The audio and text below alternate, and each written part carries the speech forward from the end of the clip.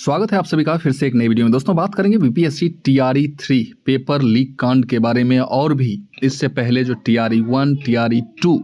सारे परीक्षाओं की हम चर्चा करेंगे और जिन्हें ऐसा लग रहा है कि अब लोग ज्वाइन कर चुके हैं,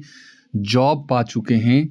उनकी नौकरी अब जो है सेफ हो चुकी है, तो ऐसा सोचना उनका जो है बहुत बड़ा भूल होगा। क्योंकि आप अभी जो पश्चिम बंगाल वाली घटना है उसे अब ज़रूर देखिएगा और इस घटना में नित्य नए नए मास्टर माइंड का खुलासा हो रहा है। जैसे कि अधिकारी हम क्या उस आयोग के जो मुखिया थे उनका भी नाम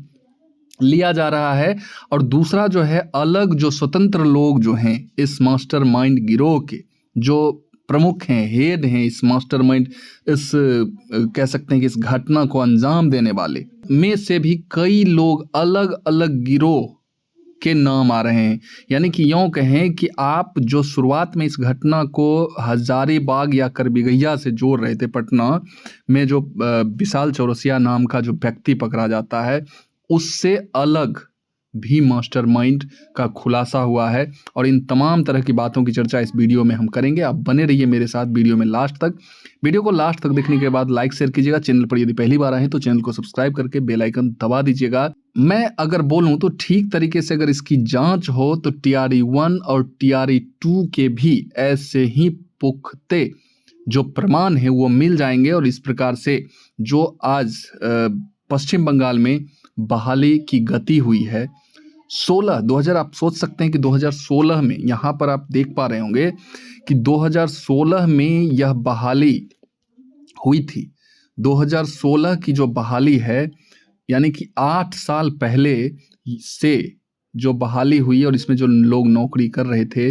उनकी नौकरी रद्द करने की बात जो है कलकत्ता हाईकोर्ट के द्वारा कर दी गई है। क्यों? क्योंकि इसके बहुत से ऐसे सबूत हाथ लग चुके हैं जिससे पूरे परीक्षा पे उंगली उठाया जा सकता है और पूरा परीक्षा हम कह सकते हैं कि करप्टेड। हाँ, इसमें ऐसा है कि कुछ लोग जो सही तरीके से रियल तरीके से गए उनके साथ अन्याय निश्चित रूप से हो रहा है। लेकिन क्या किया जाए, कोर्ट ने भी स्पष्ट तौर पे कह दिया है कि हमारी मजबूरी है, कुछ निर्दोषों के साथ भी गलत हो रहा है। लेकिन बहुत जल्द ही जो है परीक्षा लेने की बात भी की जा रही है और बहुत जल्द जो है इसको, लेकिन साथ ही साथ यहाँ की जो सरकार है उन्होंने इस बात को सुप्रीम कोर्ट में अपील करने की बात की है। जैसे कि ममता बनर्जी वहाँ के जो मुख्यमंत्री हैं तो उनके द्वारा सुप्रीम कोर्ट में भी इस चीज़ को अपील करने की बात कही गई है। यही चीज़ कहीं ना कहीं बिहार के साथ भी है और बिहार की जो टीआरई 1 टीआरई 2 टीआरई 3 में तो सब कुछ क्लियर नहीं हुआ है, उसकी जांच चल रही है। लेकिन इससे पहले जो टीआरई 1 और 2 जो हुई है इसकी भी जांच अगर अच्छे तरीके से की जाए तो बहुत कुछ सामने आ सकता है। यहाँ पर आप देखिएगा कि नीट यूजी पेपर लीक का आरोपी जो है वही बीपीएससी टीआरई का भी किंग पिन है। कहने का मतलब कि आप जो अभी तक हजारीबाग और पटना करबिगहिया से जो विशाल चौरसिया या अभिषेक और भी अन्य जो लोग पकड़े गए 268 अभ्यर्थी मैरिज हॉल से पकड़े गए, इन तमाम लोगों के अलावे भी कई गिरोह नित्य नए दिन पकड़े जा रहे हैं। और कल जो है इन्हें पटना हाई कोर्ट के द्वारा जो है इन्हें रिमांड पे लिया गया और इन्हें जो है 3 मई तक न्यायिक हिरासत में रखा जाएगा। और उसके बाद ईओयू जो इन्वेस्टिगेशन कर रही है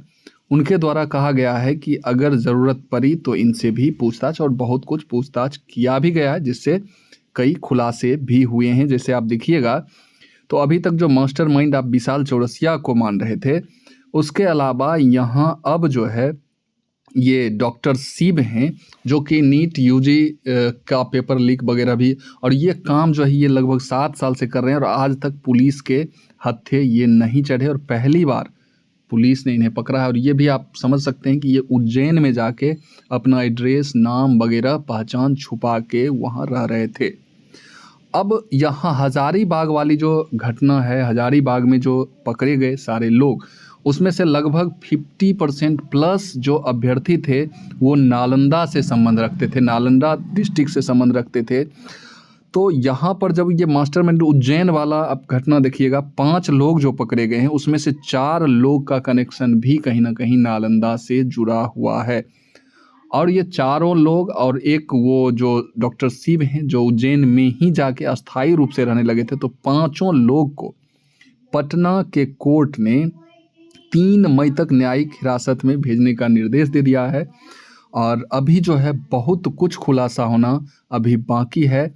और ये खुलासा धीरे धीरे यहीं से TRE 3 के माध्यम से हम देखें तो डिक्रीजिंग ऑर्डर में TRE 2, TRE 1 पे धीरे धीरे जांच चल भी रही है और जांच पहुंचेगी भी, क्योंकि ऐसा कहा जा रहा है कि कई ऐसे सबूत मिले हैं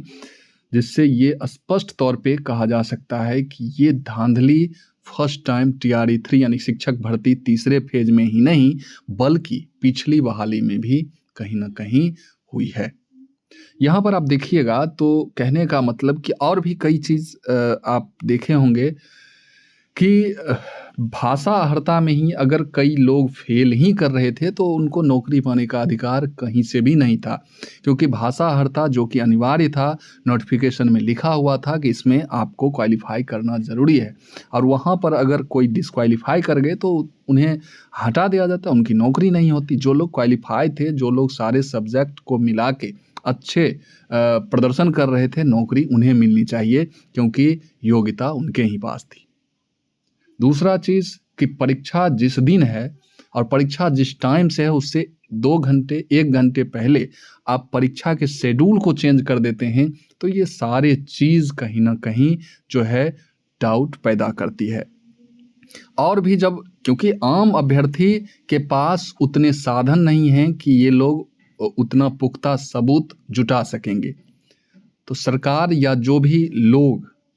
इसको कर रहे हैं उन्हें चाहिए कि इसकी CBI जांच हो, जैसे पश्चिम बंगाल में जांच हुई और सारे चीज़ जो हैं खुल के सामने आ गए, तो उसी तरीके से यहाँ भी अगर जांच करवाया जाए तो बहुत कुछ सामने आएंगे निकल के, और फिर जो है पश्चिम बंगाल जैसा ही कुछ बिहार में भी हो सकता है। बाकी बात अगर कुछ भी हाथ ना लगे और सब लोग सही तरीके से गए हैं तो फिर कोई दिक्कत नहीं है, लेकिन जांच एक बार अवश्य होनी चाहिए। तो ये खास वीडियो उन तमाम शिक्षक अभ्यर्थियों के लिए जो चिंतित रहते हैं, उनके पास भी अगर कोई सोर्स हो, कोई रिपोर्ट हो इससे संबंधित, धांधली से संबंधित या कोई भी शिकायत हो, तो आप जो है इस नंबर पे व्हाट्सअप कर सकते हैं। नंबर है यहाँ पर देख सकते हैं 9006646165। इस वीडियो को हम यहीं समाप्त करते हैं और फिर मिलते हैं इसी तरह के इन्फॉर्मेटिव वीडियो के साथ। तब तक के लिए जय हिंद, वंदे मातरम।